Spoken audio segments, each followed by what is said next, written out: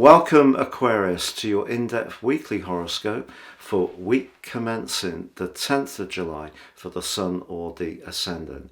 It's a very busy start to the week with a quarter moon which provides a backdrop on Monday for the rest of the week, taking us up to the new moon in the sign of Cancer. But this angles from Aries to the Sun in for what is for you the virtuous sixth house, asking you to grapple with practicalities. If there are some do-it-yourself tasks or domestic chores that have been put off, this particular lunation can really push you to grapple with them. Set yourself a realistic to-do list because there could be a temptation to do a little bit too much and scatter yourself a bit too thinly. But also on Monday, Mars, the planet of passion and desire, moves from your opposite sign, where it's been helping you over the last 7 weeks to assert your boundaries. It moves into the much more evolutionary 8th house. In a psychological sense, this can give you a much greater desire to understand life's mysteries, but the 8th house can also be about longer term financial situations. All the things we all have to grapple with, such as mortgage, taxation, insurances, pensions, and sometimes legacies. Over the next 6 weeks, you could find yourself with an added desire to improve your lot. But the 8th house can also be very scorpionic and be to do with desire in a more sensual context. Of course, it depends on your unique situation, but if you are in a relationship at the moment, then the chances are the intimacy between you and your partner will increase. Part of the reason for that is the other thing that occurs on Monday is that Mercury, the planet of communication, has been in quite a tense and brittle part of its annual journey. But on Tuesday, it moves into the sign of Leo, replacing Mars.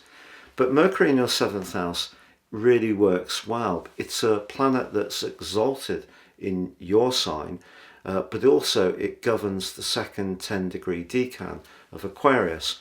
So the detachment of Mercury and the communicational skills in the 7th house can help you to go from a situation that maybe has made you feel a little on edge to actually chilling out a bit, because you can see where someone else is coming from or explain your viewpoint in a way that they're more receptive to, and that's something that's going to be one of the highlights of this week.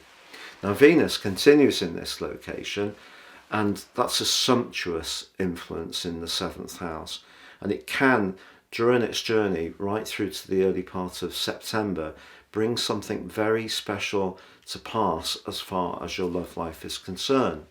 Of course, it is going to go into a retrograde, and one of the challenges could be if your approach to resources or your values are different to someone you encounter or someone you're already with.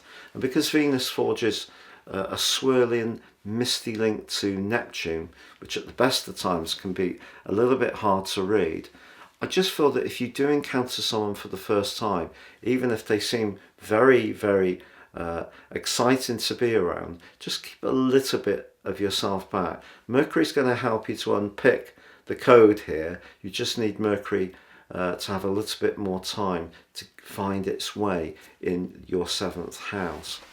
Now the other thing about this week is from the middle of the week, your traditional ruler of Saturn continues in your 2nd house, but your modern ruler of Uranus angles to the Sun from your 4th house.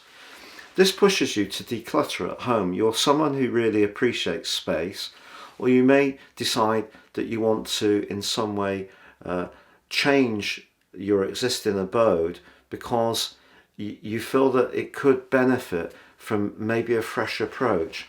Sometimes talking to somebody in our family or who we're close to could stimulate a new idea. So something really quite buzzy but positive can happen around your home situation where you can reorder things, perhaps take some stuff that you no longer need to the charity shop, recycle some things. But also if you are someone who enjoys crafting, you could take an old object and upcycle it in a very inventive and creative way. However, this week also sees on Wednesday the North Node, the median North Node, reverse into the sign of Aries. And this is going to be the start of a very exciting period of time over the next year and a half around your ideas, but also how you express them to others. Your belief systems could change a little bit during that period of time, but I don't necessarily think they'll change straight away. And the reason for that, and this will become clearer from next Monday when the true North Node, the median North Node, is the estimated position of the node, the true North Node, the actual position. So from next Monday the 17th, this moves into Aries too, but both will be impacted by Pluto. Pluto's in your 12th house, so to have the axis of the 3rd house Aries and the 9th house of Libra aggravated by the 12th house could mean that conversations that you have, maybe of a spiritual nature, won't necessarily augment all of the issues that Pluto has been raking up in a very powerful way over the last 15 years. So there could be some quite intense conversations later in this week, but with having Mercury and Venus in the 7th house, your ability to find a point of equilibrium between what you need to express and also what other people want from you is definitely heightened. So that's a real opportunity for sure. It's just that when it comes to resources and conversations, the information may be a little bit unclear.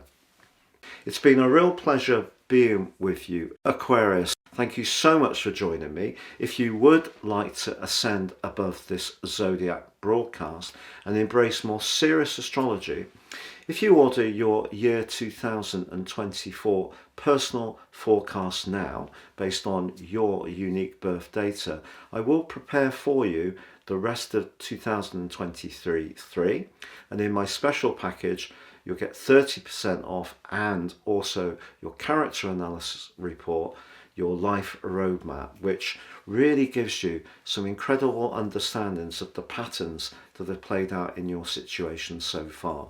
Please see beneath this video for more, but for now, take care and goodbye.